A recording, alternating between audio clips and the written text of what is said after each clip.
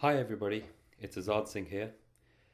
I'd like to kick off this playlist, which will be basically me discussing some fitness topics, with something that I find very fascinating actually. The topic itself is about minimalist style training routines. And what do I mean by that? Well, this month will mark the 8 years that I've been working out in a gym. And what I found in this 8 years of experience is that the more I delve into training, the more simplistic my training becomes, the more of the fluff I remove. More on that later. This video is titled The Only 5 Exercises You Need to Get Athletic and Aesthetic. And it was previously covered by Jason Blaha, and also Elliot Holst from Strength Camp covered something very, very similar. So the 5 exercises I would recommend and also Jason Blaha recommended are as follows. Number 1 is the deadlift. Now, the deadlift is the most basic movement in the gym, really. It's a very, very basic human movement in which you're lifting a weight off the floor. It's going to work the entire posterior chain, which is basically the back of your body, all the way from your neck, your traps, down to your calves. You're also going to get a great grip workout. You're going to engage some quads. And in terms of figures, we are going to be engaging somewhere in the region of 2/3 to 75% of the muscles in your skeletal muscle system. In terms of your time investment in the gym, you are pretty much getting the best bang for your buck with deadlifts. So long as you're doing deadlifts, you can be sure you're going to be building a lot of muscle, building some fantastic strength. It's a great calorie burner, and pretty much it's a movement that I think everybody should be doing. The second movement is a quad dominant move, and it is the front squat. So another basic movement, a squat, is essentially you sitting down and sitting back up. The reason I've opted for the front squat as opposed to the back squat is basically it's going to force thoracic extension. It's going to force you to basically keep your posture upright, giving you some more core work, and basically trying to negate some of the effects that most people have in terms of being sedentary and sitting down for a long time, meaning they have kind of rounded upper backs. It's going to be a quad dominant move. It's going to hit your glutes and hamstrings just as well as a back squat is, maybe a little bit less, some EMG studies have shown. However, for the added benefit of the extra core work and keeping upright, I'd also recommend keeping a clean grip here. If you can't get into the clean grip, it's probably something to do with mobility and you kind of have weak wrists, so it's probably something to work on. But I definitely feel the added benefit of the core and the thoracic extension will obviously be a bigger factor in the clean grip. The third move are dips. So this is a vertical pushing move. It's going to work all of your pushing muscles really. So your shoulders, your triceps, your chest. You're also going to get a great core benefit. And with this and the deadlift alone, I think you're working the majority of the muscles in your body. So it's just fantastic that we can choose such exercises which work, the entirety of the skeletal muscle system that can be worked with very, very few moves. I think it's absolutely fantastic, and more people should be doing such exercises. The fourth move is chin-ups. Now, I'd always recommend chin-ups and pull-ups, and generally pulling yourself up to a bar, which is another basic human movement, over lat pull downs, but I'd choose the chin-ups over the pull-ups just because of the extended range of motion. Now, the exercise is named chin-ups, but I'd really recommend you actually get your chest up. So really it should be called chest ups. Getting your chest to the bar is actually going to allow you to fully contract your lats, and this is going to work your rear delts, your upper traps, your lats, a lot of the muscles, which were kind of touched upon on the deadlift, but really this gets all of the pulling muscles. Also, interestingly, EMG studies have shown that the weighted chin-up is actually the most ideal exercise for bicep building. So weighted chin-ups were shown to engage more bicep than barbell curls themselves. They were also shown in other EMG studies to work the abs more than weighted sit-ups and squats. So it's a fantastic full body exercise.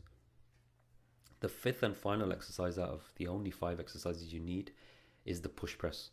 Now the push press is basically a total power movement. You're going to engage some quads, you're definitely going to engage some abs, and you're going to feel it in the abs. But it's also a fantastic shoulders, triceps and traps exercise. And this is a horizontal push move. So previously we had the dips, which is more of a vertical, depending on how you do it.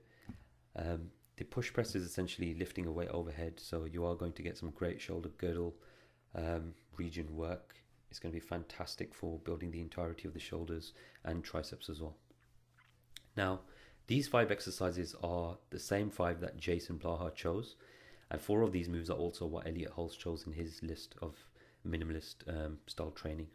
Now, the reason I chose the exact same ones as Jason Blaha is just simply that I could not refute anything that he said, or any of these exercises. I didn't feel like any of these could be switched.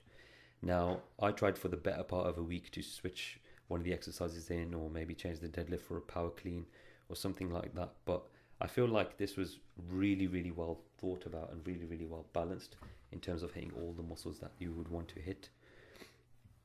Having said that though, according to Dan John in his book Never Let Go, and I'll just put that up on screen for you, there's 9 basic movements which he feels that everybody should be hitting. Now, 4 are missing in this list of 5 exercises. So the basic movement number 1 that is missing is a horizontal pull. So we have a vertical pull where we're pulling ourselves up to a bar in the form of a chin up, but I would propose a pendlay row. So what I'm going to do now is add on 4 exercises as a bit of a bonus to basically work all of the basic movements which Dan John feels we should be all hitting. So the first one is a horizontal pull, which will be in the form of a pendlay row. Now the pendlay row, as opposed to the barbell row, is chosen because you'll be lifting the weight from a dead stop. By lifting from a dead stop, this will mean you will need to load up your glutes, similar to the position of a stiff leg deadlift. So this is going to be absolutely fantastic for the entirety of the back. Your lower back will be engaged a huge deal, your middle back, your upper back. You're going to get some great rear delt work, but most importantly, it's a great power generation move because you are lifting it from a dead stop. And you are going to see great carryover from the pendlay row onto your deadlift as well, just because your lower back and glutes are having to do such a large deal of work to basically keep you in a very stable position. The second move that I feel is missing is an anterior chain movement. So we are getting a lot of ab work in pretty much every single exercise so far that I've mentioned. However, I feel like a little bit more direct work is needed really, and I don't think it will do any harm whatsoever. So the anterior chain exercise I've chosen is the barbell rollout. Now the barbell rollout, depending on where you grip the bar, will work your serratus, your pec minor, which lays underneath the chest, which most people don't hit. You'll get a little bit of hip flexor engagement as well, but most importantly, it's going to be an absolutely fantastic exercise for the entirety of the abdominal wall, and that includes the deep muscles as well. Now, for those of you who haven't done a barbell rollout, or maybe would struggle with a barbell rollout, there is an option here of doing a ab wheel rollout, which is the ab wheel is a very, very cheap piece of equipment that you can buy, and I think it's a fantastic exercise. So the next movement which is missing is something that's quite explosive. So what I've done here is the remaining 2 exercises, I've kept them as unilateral.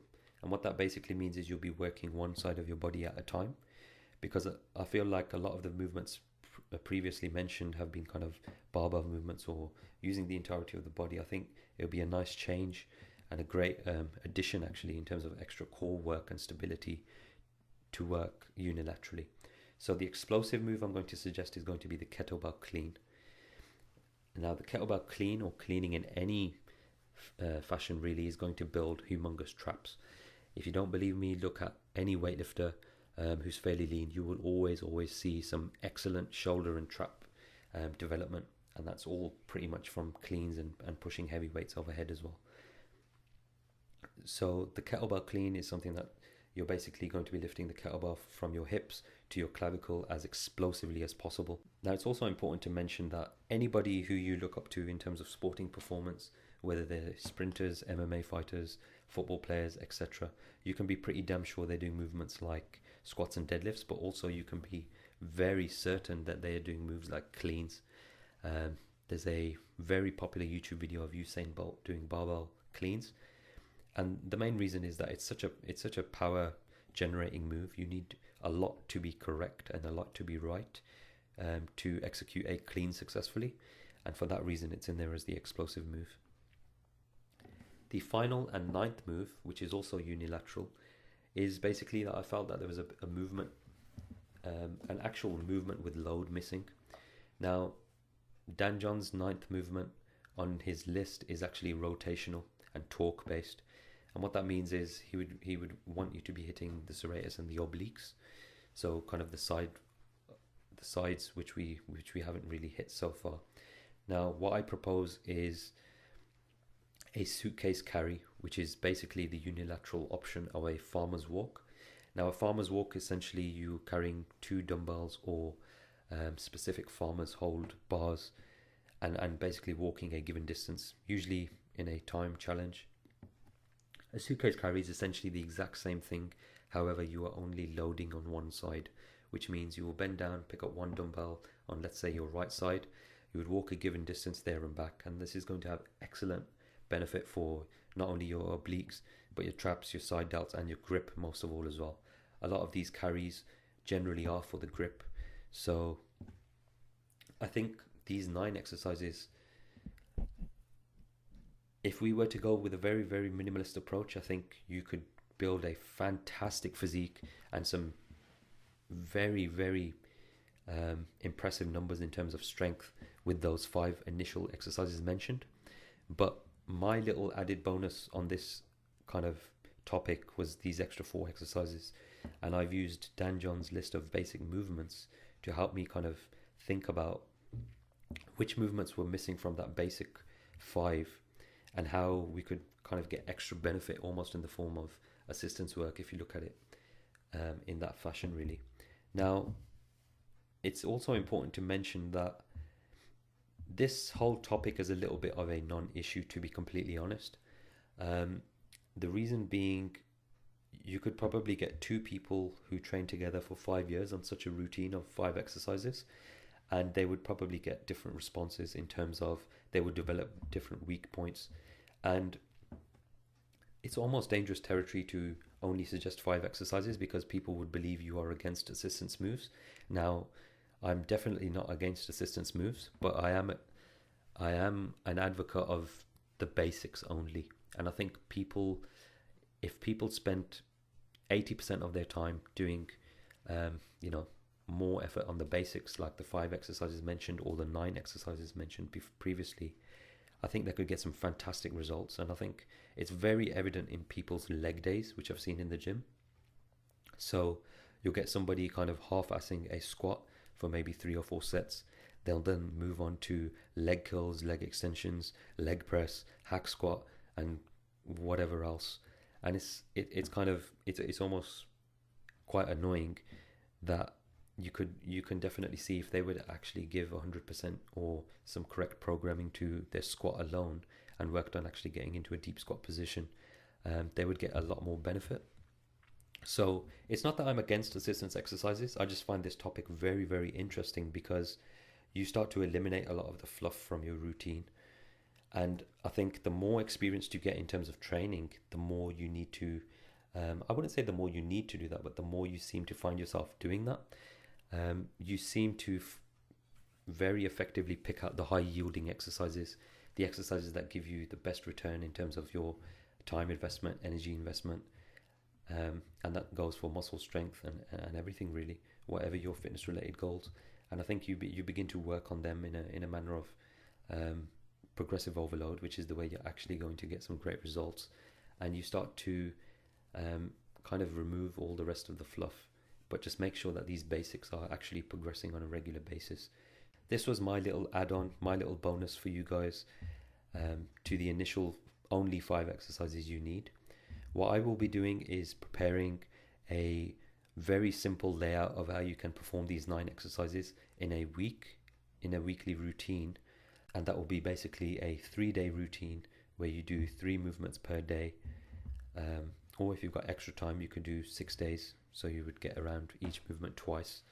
So I will be linking that that will be a post on my blog section, which I will be linking below. I will also be linking Jason Blaha's video on the same topic and Elliot Holz's video on the same topic below, just for your reference and to see what they had to say as well. I found this minimalistic routine talk very, very interesting, and I feel that this was a great way to kick off this playlist, where I will be discussing certain fitness topics, discussing things that are on my mind, as well as answering some of your questions. So if there's anything you'd like me to discuss, please leave a comment below. And if you like this video, please give a like and subscribe. That will really mean a lot and help this channel grow as well. So that was my video on minimalistic training routines. I hope you enjoyed it. Take care for now and see you next time.